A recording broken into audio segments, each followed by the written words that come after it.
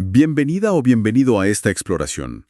Hoy nos vamos a centrar en un concepto que es, clave en cualquier organización: el desarrollo individual. Vamos a analizar por qué el crecimiento de cada persona, sus actitudes, sus valores más profundos, no son solo temas personales, sino que realmente son cruciales para la vitalidad y el éxito de la empresa como un todo. Para esto, nos vamos a basar en unos extractos del material Unidad 2.4.1, el desarrollo individual. La idea es desentrañar un poco cómo se conectan estos elementos y entender por qué invertir en las personas es en el fondo una inversión estratégica. Veremos qué es exactamente el desarrollo individual, cómo se ven las actitudes en el trabajo diario, el papel fundamental de los valores, esa brújula interna, ¿no? Y, muy importante, por qué manejar estos conceptos es vital, sobre todo para quienes están en áreas como logística, recursos humanos, áreas de gestión en general. De acuerdo. Metámonos en esto. Empecemos por ahí, por definir desarrollo individual. Muchas veces se piensa solo en capacitación, ¿no? Aprender una tarea nueva y ya. Pero es bastante más que eso, ¿cierto? Es un proceso continuo, más bien integral, que busca mejorar no solo las habilidades técnicas, el conocimiento, sino también las competencias más amplias, las capacidades generales del empleado. Y un punto importante que menciona el material es que incluye también el crecimiento en actitudes y valores. Busca alinear, los objetivos personales con los de la organización. Autoras como Marta Ales lo llaman, y creo que con mucha razón, una inversión estratégica. Las empresas que hoy son más competitivas, no tienen duda, invierten fuerte en su capital humano. Porque al final son las personas, ¿no? Con su talento, su motivación, ellas son las que impulsan la innovación, la productividad. Este desarrollo toca varios frentes. Desde aprender habilidades concretas, ¿sí? Con capacitación, mentoring, hasta el crecimiento más personal, como la madurez emocional, la autoconciencia, la resiliencia. También es clave que este crecimiento esté alineado con la estrategia de la empresa. Y claro, buscar que mejore el desempeño y también la empleabilidad de la persona, su valor en el mercado. Exacto. Es un punto clave. El material lo dice muy bien. El desarrollo individual es como la microexpresión del desarrollo organizacional. Una organización no cambia por arte de magia, ¿eh? Evoluciona porque su gente evoluciona. Y lo fascinante es ver cómo esa inversión, esa apuesta por el individuo, impacta directamente en la agilidad, en la capacidad de adaptarse, en la competitividad de toda la organización. No es un gasto, para nada, es potenciar el motor principal. La conclusión es bastante directa. Sin desarrollo individual, el desarrollo organizacional se queda en una intención. Entendido. Queda claro ese marco. Ahora, hablemos de las actitudes. El material las define como, declaraciones evaluativas, favorables o desfavorables sobre cosas, personas, eventos. Básicamente, reflejan cómo nos sentimos sobre algo en particular. Stephen Robbins dice que son como juicios que la gente hace sobre sus trabajos. Y son importantes porque influyen directo en cómo nos comportamos en el trabajo. Y toda actitud, según se explica, tiene como 3 componentes, ¿no? Que están conectados entre sí. Primero, el cognitivo, la creencia, el pensamiento. Por ejemplo, mi jefe reconoce mi esfuerzo. Segundo, el componente afectivo, el sentimiento, la emoción que va con esa creencia. Siguiendo el ejemplo, me siento valorado, motivado por ese reconocimiento. Y tercero, el conductual, que es la intención de actuar de cierta manera. Completando el ejemplo, como me siento valorado, pues me esfuerzo, mantengo mi desempeño, quizás hasta ayudo a otros. Es esa dinámica. Pienso, siento, actúo. Exacto. Y en el trabajo hay actitudes que son como termómetros del clima, ¿no? El material destaca varias que son clave. Quizá la más famosa es la satisfacción laboral, ese sentimiento general positivo hacia tu propio trabajo. Y su impacto es enorme, ¿eh? Suele ir de la mano con mayor productividad, menos faltas, menos rotación y, mayor bienestar para la persona. La satisfacción laboral, sí. ¿Qué otras menciona? Otra muy relevante es el involucramiento en el puesto. Esto se refiere a cuánto te identificas psicológicamente con tu trabajo específico y si sientes que lo que haces ahí es importante para tu autoestima. La gente con alto involucramiento suele ser más proactiva, se preocupa más por la calidad, busca, la excelencia en su tarea. Ajá. Luego está el compromiso organizacional. Este va un paso más allá del puesto. Es identificarte con la empresa como un todo, con sus metas, sus valores y el deseo de seguir siendo parte de ella. ¿En qué se traduce? Bueno, en lealtad, menos ganas de irse y a menudo en ese esfuerzo discrecional, ese extra que la gente da porque sí, porque cree en la empresa. Ese extra mile, como dicen. Justamente. Y finalmente, un concepto muy interesante, el apoyo organizacional percibido, el AOP. Es la creencia que tiene el empleado de que la organización valora lo que aporta y además se preocupa de verdad por su bienestar. Cuando el AOP es alto, la gente tiende a responder con más compromiso, mejor desempeño, más comportamientos de ciudadanía organizacional. ¿Ciudadanía organizacional? ¿Cómo qué? Como ayudar a compañeros, proponer mejoras, cuidar los recursos, ese tipo de cosas.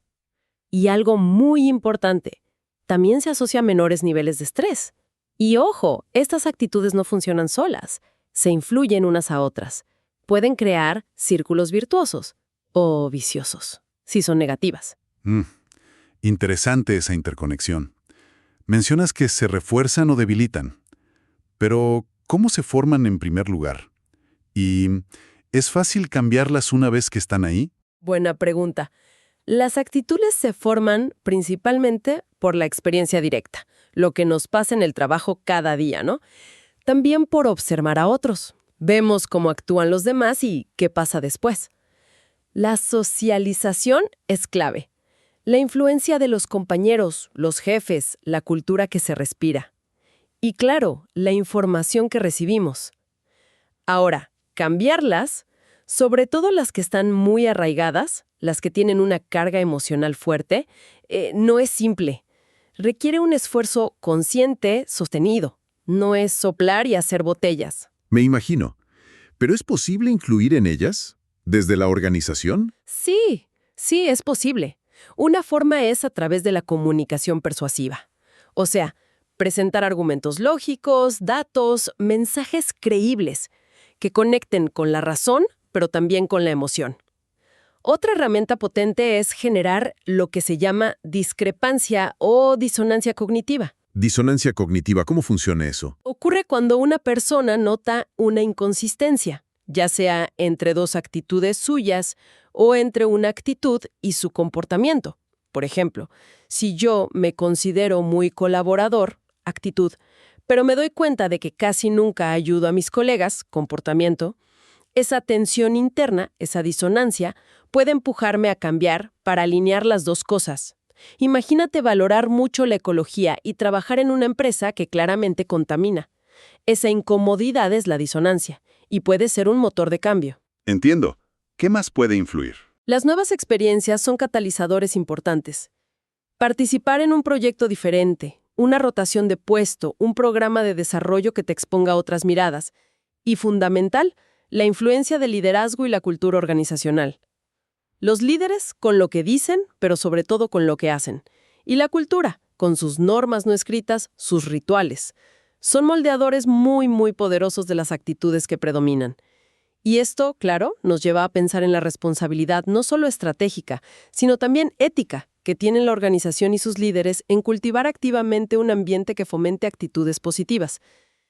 No es algo que simplemente pasa, hay que trabajarlo. Muy claro. Entonces, si las actitudes son estos juicios más o menos cambiantes sobre cosas concretas, ¿qué lugar ocupan los valores? Mencionabas antes que son algo más profundo. Exacto. Los valores son convicciones fundamentales, bastante estables sobre lo que es intrínsecamente deseable o preferible.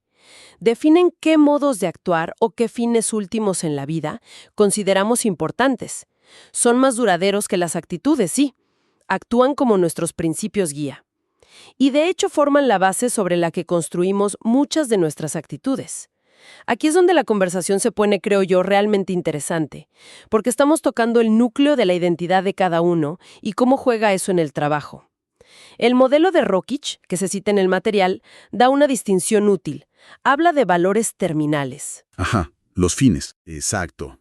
Las metas últimas que deseamos en la vida. Pensemos en, no sé, la felicidad, la seguridad familiar, la libertad, la autorrealización o hasta la paz mundial, ¿por qué no? Son los fines. Y luego están los valores instrumentales, que serían los modos preferibles de comportamiento, los medios que creemos correctos para alcanzar esos fines. Aquí entra la honestidad, la responsabilidad, la ambición, la valentía, la lógica, ser servicial.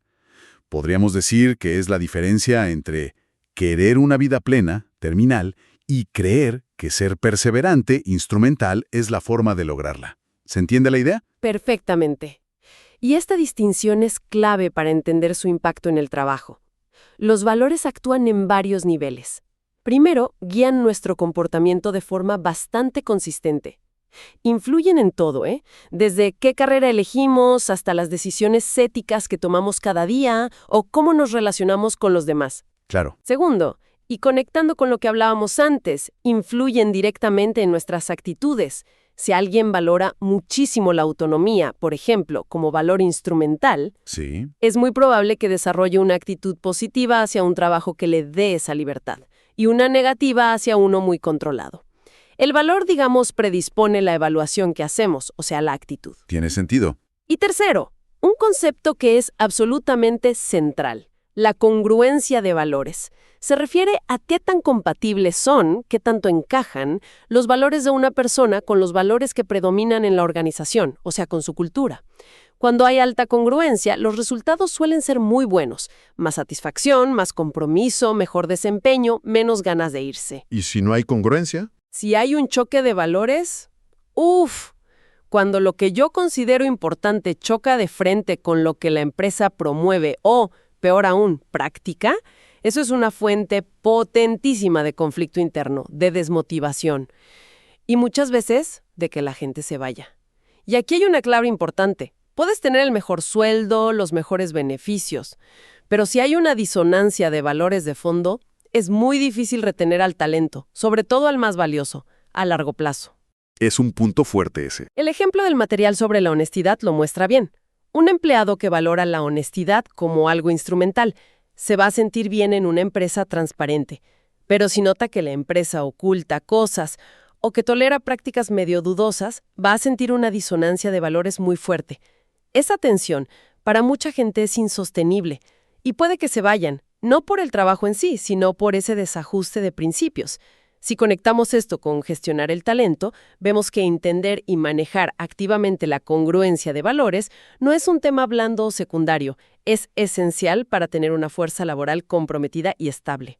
Entonces, para que quede aún más claro, ¿podríamos resumir esa conexión valor, actitud, comportamiento? Con un ejemplo. Claro, pensemos en la cadena causal que sugiera el material, usando el ejemplo de la seguridad, que es muy gráfico. En la base está el valor, la convicción profunda. Por ejemplo, la seguridad es lo primero, podría ser terminal o instrumental, depende, o ser responsable. Este valor influye en la actitud, la evaluación que hago de la situación concreta. Por ejemplo, confío en las políticas de seguridad de esta empresa y me siento seguro aquí. Y finalmente, esta actitud que nace del valor impulsa el comportamiento que vemos. Usar el equipo de protección, seguir las normas, avisar si veo un riesgo, incluso animar a otros a cuidarse. Ahí se ve claramente cómo una convicción profunda se traduce en acciones concretas, pasando por el filtro de la actitud de la evaluación que hacemos. Esa cadena valor-actitud-comportamiento realmente ayuda a visualizarlo. Ahora, todo este análisis, desde el desarrollo individual hasta los valores más profundos, ¿cómo lo llevamos a la práctica? ¿Cómo se traducen herramientas útiles para la gente que gestiona personas, por ejemplo, en logística o en recursos humanos? Tiene una aplicación muy directa. Entender estos conceptos te permite afinar procesos que son clave. Pensemos en la identificación y selección de talento. Ya no solo ver si sabe hacer la tarea, no. Es buscar activamente esa congruencia de valores, esas actitudes que encajen. Es encontrar gente cuyo ADN, por decirlo así, se alinee con la cultura y los retos de la empresa. Como dice Marta Ales, buscar competencias que incluyan el saber hacer, pero también el saber estar y el querer hacer. Exacto. Y también es fundamental para la gestión de equipos. Entender que la dinámica del grupo, el clima, dependen mucho de las actitudes individuales y cómo el líder puede influir positivamente en eso. Un jefe de depósito en logística, por ejemplo, que entiende esto, puede manejar a su equipo mucho mejor. Absolutamente. Y se conecta directamente con el diseño de programas de desarrollo. El enfoque ya no puede ser solo técnico.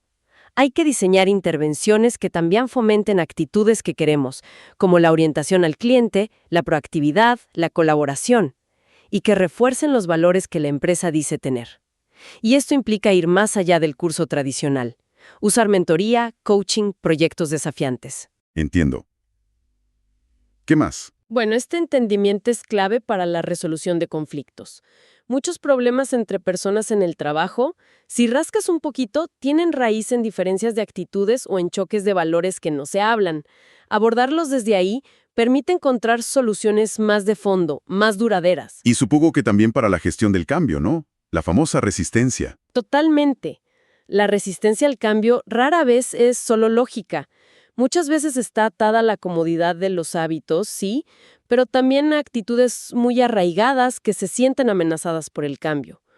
Reconocer esto permite diseñar estrategias de cambio más empáticas y efectivas, que aborden esas preocupaciones de actitud y de valores. Y al final todo esto desemboca en la construcción y transformación de la cultura organizacional, ¿verdad? Justamente, la cultura no es algo que flota en el aire. Es la suma, la manifestación colectiva de los valores y actitudes que se comparten y se viven día a día. Por lo tanto, si una organización quiere cambiar su cultura, tiene que trabajar sí o sí a nivel individual, fomentar el desarrollo de valores y actitudes que vayan en la dirección deseada. Es un trabajo de adentro hacia afuera, necesariamente. El material da un par de ejemplos que lo bajan a tierra. Uno es un programa de inducción en una cadena de supermercados. Cuentan que no solo enseñan a usar la caja o a reponer góndolas. Dedican tiempo, recursos a inculcar valores como orientación al cliente o trabajo en equipo. Usan historias, simulaciones, ponen mentores. Interesante. La idea es que este enfoque más completo acelere que los nuevos empleados adopten actitudes de servicio positivas, se comprometan con la marca, y que eso se vea en la experiencia del cliente y en que se queden más tiempo. Es un intento claro de influir en actitudes y reforzar valores desde el minuto cero. Claro. El otro ejemplo es de desarrollo de liderazgo para supervisores de producción en una fábrica. Vieron que faltaban habilidades blandas, como comunicación, empatía, que son reflejo de ciertos valores y habilidades, ¿no? Y eso afectaba la motivación. Entonces, implementaron talleres prácticos. Escucha activa, cómo dar feedback constructivo, manejo de conflictos. Estos ejemplos son muy buenos. Muestran que no estamos hablando de teoría abstracta, ¿eh? Son intervenciones pensadas con una intención clara, influir en las actitudes y quizás reforzar ciertos valores instrumentales en esos supervisores, como ser empático, comunicarse bien, y esperan un resultado concreto, mejor clima laboral, mejor productividad del equipo.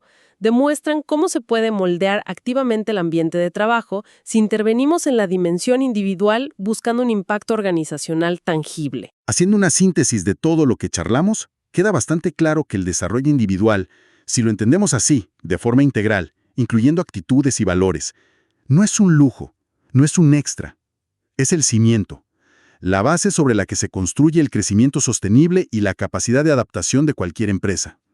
No puedes esperar que la organización se transforme si la gente que la forma no está también en un proceso de desarrollo, de alineación. Totalmente de acuerdo. Y la gestión de recursos humanos, si la vemos como la plantean referentes como Chiavenato o Ales, ahí es donde adquiere su máximo valor estratégico. No es solo administrar planillas o contratos, es crear activamente un ecosistema, un ambiente donde las aspiraciones de las personas puedan encontrarse y alinearse con los objetivos de la empresa. Cuando logras esa sinergia, se libera un potencial enorme. Y ganan todos, la empresa en desempeño y las personas en bienestar. Conocer a fondo estos temas permite a quienes gestionan personas ser verdaderos catalizadores de ese potencial. Bien, entonces, resumiendo lo esencial, hemos visto cómo el desarrollo de cada persona, sus actitudes en el trabajo, sus valores más profundos, están íntimamente conectados. No son piezas sueltas. Son parte de un sistema dinámico que influye muchísimo en el rumbo de una organización. Entonces, ¿qué significa esto en la práctica diaria? Significa que la congruencia, ese calce, ese ajuste entre lo que una persona valora, lo que considera importante, y lo que la organización realmente promueve, vive y recompensa, es un factor crítico, absolutamente crítico. Ignorar esa necesidad de alineación es, bueno, es casi una receta para la desmotivación, para el conflicto que no se dice y al final para perder talento valioso, a menudo el que más cuesta reemplazar.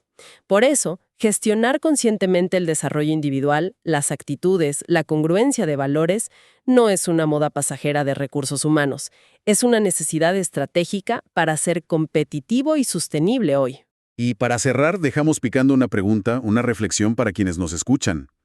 En este mundo laboral que cambia tan rápido, que es tan incierto, ¿cómo pueden las organizaciones diseñar un desarrollo individual que no solo sirva para hoy, sino que prepare de verdad a la gente para navegar la complejidad que viene?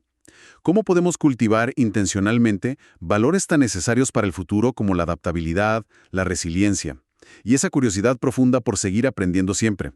Ahí queda planteada la reflexión. Es quizá la próxima frontera del desarrollo organizacional.